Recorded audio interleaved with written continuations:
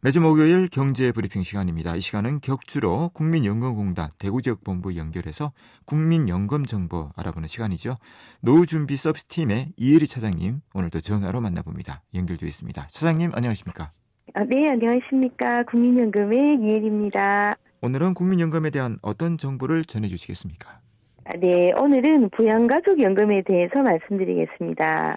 부양가족연금이라면 국민연금의 가족수당이라고 이해를 해도 될까요? 설명을 부탁드립니다. 네, 그렇습니다.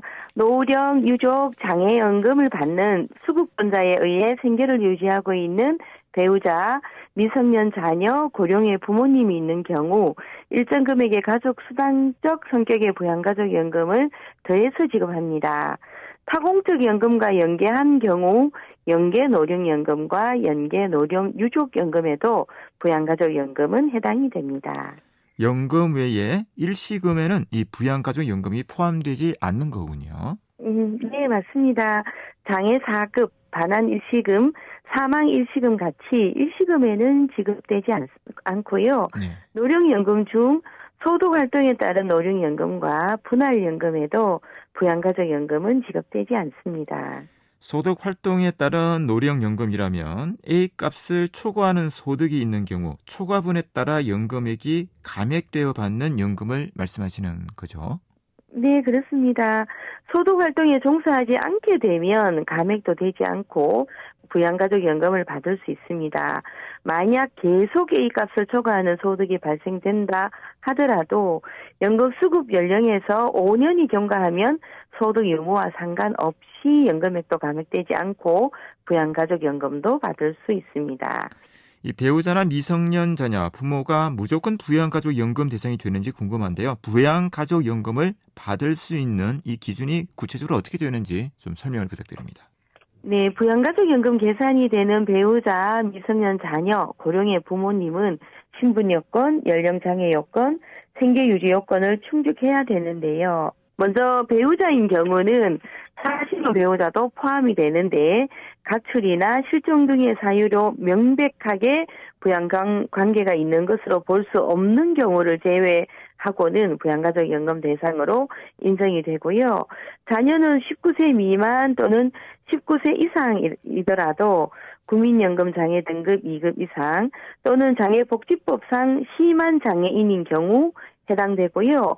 양자나 계자녀도 포함이 됩니다. 배우자와 마찬가지로 가출이나 실종 등의 사유로 명백하게 부양관계가 있는 것으로 볼 수 없는 경우는 제외가 되고요.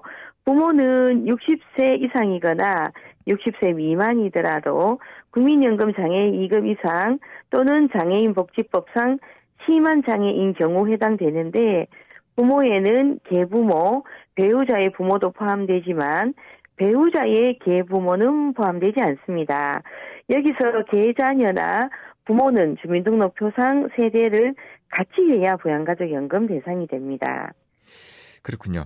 정리를 해보면 배우자와 양자를 포함한 자녀는 주소가 동일하지 않더라도 연금 수급권자에 의해 부양을 받으면 부양가족연금 대상이 되지만 계자녀나 부모님은 수급권자에 의해 부양을 받고 있더라도 동일한 주소 또 동일한 세대여야만 부양가족연금에 해당이 된다는 말씀인 거군요.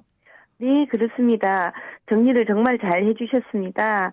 그리고 국민연금 등 공적연금을 받고 계시는 분은 부양가족연금 대상이 될 수 없고요. 또한 한 사람이 2명 이상의 수급자의 부양가족연금 대상자가 될 수는 없습니다. 그러면 부양가족연금은 어느 정도 받게 되는 겁니까? 부양가족연금은 사실 많지는 않습니다. 2024년 1월 기준 배우자는 연 29만 3,580원, 월로 하면 24,460원이고요. 자녀와 부모님은 연 19만 5,660원, 월 16,300원입니다. 매년 1월에 전년도 전국 소비자 물가 변동률을 기준으로 인상도 됩니다. 네, 그렇군요. 오늘은 부양가족연금에 대해 알아봤습니다. 네, 오늘도 유익한 정보 고맙습니다. 네, 감사합니다. 네, 지금까지 국민연금 대구지역본부 이혜리 차장이었습니다.